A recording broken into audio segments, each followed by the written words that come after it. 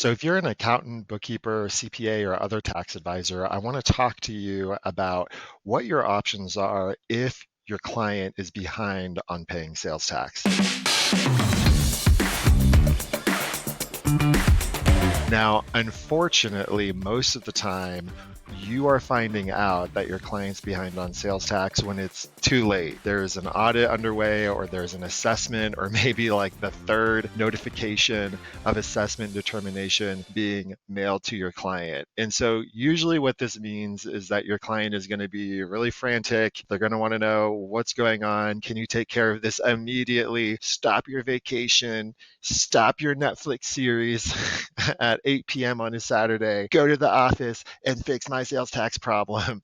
Unfortunately, clients don't really have a good understanding as to all the work that goes into solving the problem and where the mistakes happen and what breakdown there was along the way in order for them to actually be owing money under audit or getting an assessment. But I also want to create space for the fact that maybe you are the one identifying that your client is behind on sales tax and you just want to know what options they have. And we're going to talk about that too, because that certainly can happen as well. So there's a couple of issues that we find that our accounting partners run into when they're trying to deal with paying past due sales tax for their clients. And the first one that I want to talk about is the fact that software doesn't handle any of these past due returns. I want to repeat that again. Sales tax software, that magic thing that takes care of all your problems, it does not. That's why TaxValet exists. It does not handle past due returns. This is actually a huge problem for us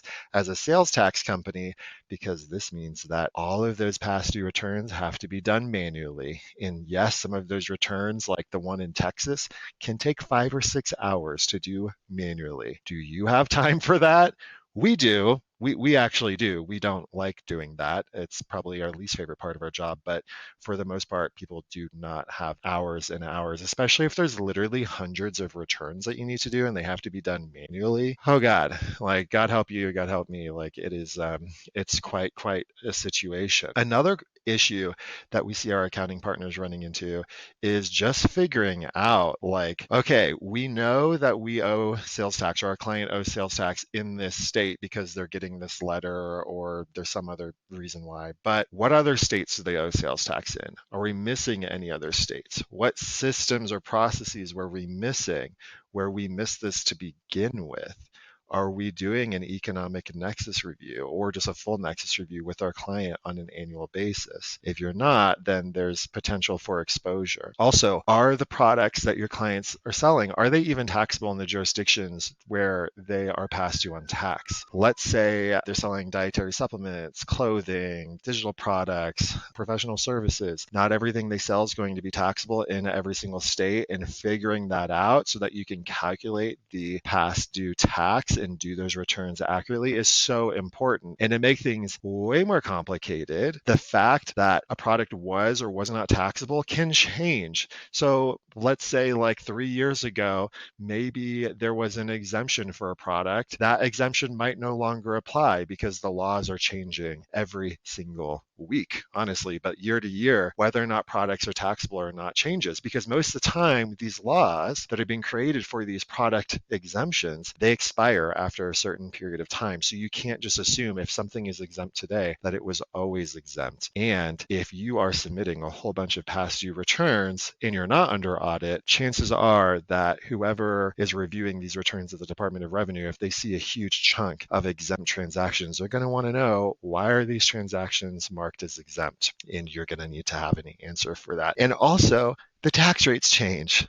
The tax rates change. So, one locality might go from like a 8% to an 8.2%. It might go up, it might go down over time. And so if you're submitting returns over a period of several years, how are you able to keep track of what the rate should have been and whether or not the product was taxable in that jurisdiction over a period of time when you consider that software? This is why, by the way, software does not handle past due returns because it's too complicated for a machine to figure out. But don't worry, the experts at TaxValet are smart enough to handle it.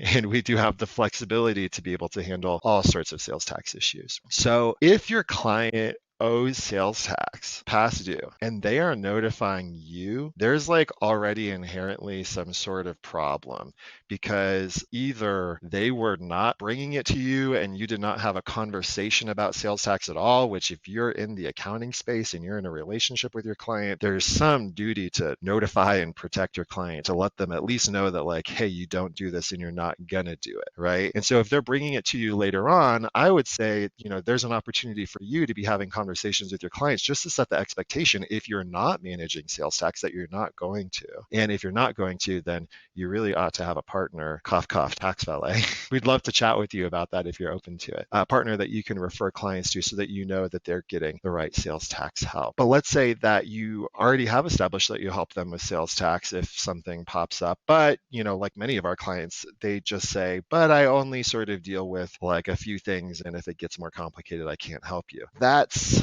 unfortunately very common. That's what a lot of tax advisor partners will start with. But then once when they get dragged into several issues and they realize like, oh, there's a huge opportunity for exposure here, and I was kind of asleep at the wheel, not like I'm looking to blame or shame anyone, but like this stuff is complicated and it can cost a lot of money. When that happens, that's when the advisors usually start saying like, we actually don't want any part of this. But if you are handling it and your clients are coming to you, it just means that there's a breakdown in your system. It means that there's something that needs to happen, whether it's, with nexus, product taxability, tax setting reviews. I mean, there's some way that something went wrong. So let's say your client is behind on sales tax. What are the options that you have for cleaning it up for your client? There's a couple of different options, right? So let's assume for a second that you are the one that discovers that your client is behind on sales tax and the state hasn't notified you or your client. I'm not saying it's a great option, but there is the option of just ignoring it.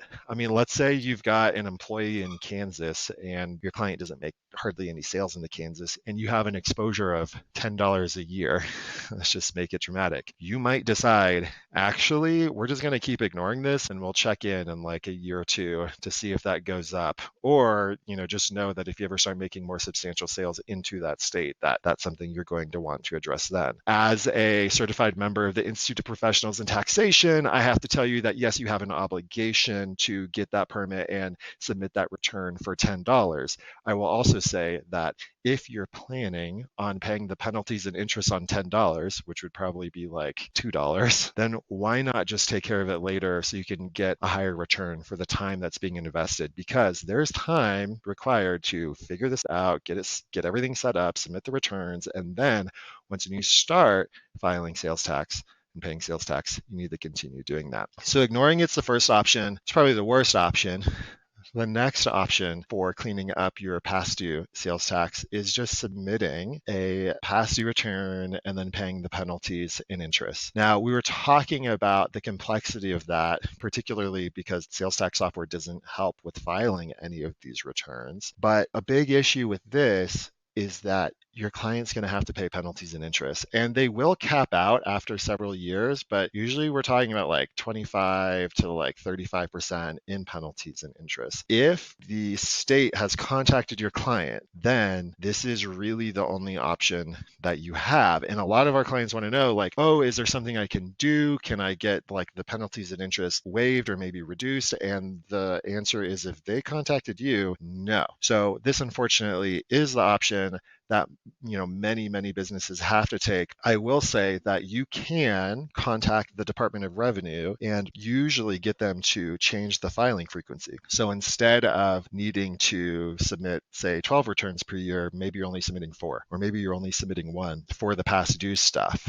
Might not be an option to you if you have a whole bunch of exempt sales or resale orders, because the state's going to want to have that information at a more granular, month by month basis. So let's say you are in the situation where you've identified there are states for your client where they have nexus, they owe past due tax, and they want to get things cleaned up, and the state has not notified your client yet. What option do you have? The option you have is engaging in a VDA. So this is a voluntary disclosure agreement. Voluntary disclosure agreement is going to allow you as the advisor, or us as TaxValet, because we do this for a living, imagine that, to interact with the state authorities on your client's behalf. And normally, the client is going to be anonymous until some sort of agreement or arrangement is met with the state. And normally that arrangement is getting the penalties all or partially waived and maybe the interest all or partially waived. For the most part, Department of Revenues do not have the legal authority to waive interest. Sometimes they do, oftentimes they don't. They do have more flexibility with the penalties. The issue with doing a VDA though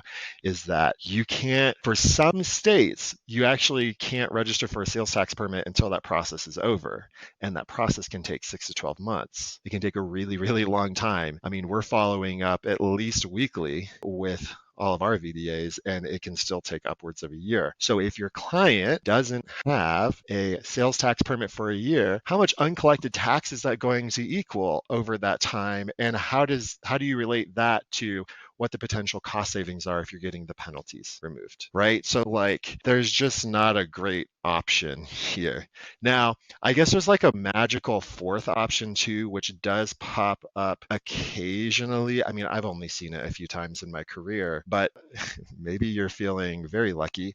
Sometimes a state will have an amnesty period where they say, if you don't have nexus for this like 2 weeks, if you register, we will just forget the past due tax. There are not currently any amnesty periods that I'm aware of. The last time I saw this were in some like very small states as it pertained to businesses that were very, very late with getting registered due to crossing economic nexus thresholds. I would not hold your breath on this happening again in the future. So how do our partners, our CPA, accountant, bookkeeper, tax advisor partners usually handle a situation when they run into a client that's past due and paying tax? Usually they will say, yep, we'll take care of it. Don't worry about it. They'll usually figure out the pricing ahead of time when they don't realize how much work goes into all of this. And then it can be a huge nightmare, a huge hassle to clean up because maybe the accountant said, yeah, I'll just charge you like, I don't know, $30 a return to submit these past due returns. And then they realize like, oh, it's for Texas and California or whatever. And it's literally going to take like a dozen hours per return. You're not profitable at all on that. And then you're placed in the awkward situation needing to go back, have a conversation with the client. You might not even know exactly like how to do it all, and you're just trusting that you can figure it out. You don't have to do this alone. We know what we're doing at TaxValet. We do this literally every single day for our clients. And so if you want someone that can just take the wheel, make sure your clients are being treated really well, and they're not only getting amazing tax support, but they're just getting amazing support as well, then consider reaching out to us. Our website is thetaxvalet.com. We certainly don't want your clients to be behind on paying sales tax because we know what that means for you and your business and your responsibilities. And we've just seen some pretty gnarly conflicts over the years because the client is ultimately going to be going back to their advisor if they were assuming. And the businesses are always going to assume, if told otherwise, which I'm sure you've already figured out, they're going to assume that you're going to be advising them on at least high level their sales tax responsibilities. So that's it for now. Hope you have a great week, and we'll catch you later.